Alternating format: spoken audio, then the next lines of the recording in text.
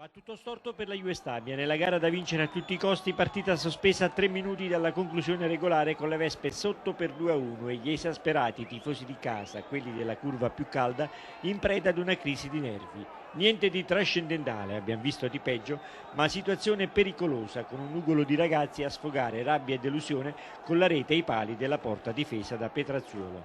Arrivo delle forze dell'ordine, calma ristabilita, varco forzato presidiato, ma numero esiguo degli agenti.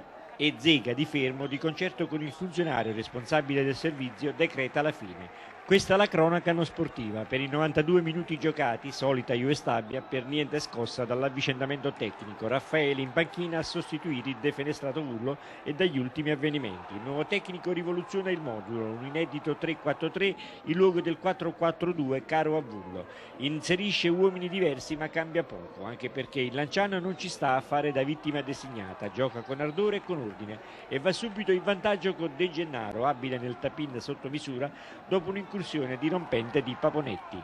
Immediato pari di Sibilli, un gioiello, poi assalti inutili e confusi alla rete di Mauro Antonio, peraltro ineccepibile quando è stato chiamato in causa. Nel mezzo un serio infortunio ad Armellini, portato in ospedale per un trauma cranico dopo un impatto con Paponetti, e ad inizio ripresa ancora il Panzer numero 11 che sfonda. Taccucci forse tocca il pallone, forse lo arpiona, l'arbitro è per il rigore che De Gennaro trasforma. Raffaele immette forze fresche, cambia, tenta, si agita, ma è inutile. Il fortino del Lanciano è inespugnabile, il finale purtroppo peggiora una situazione già deficitaria.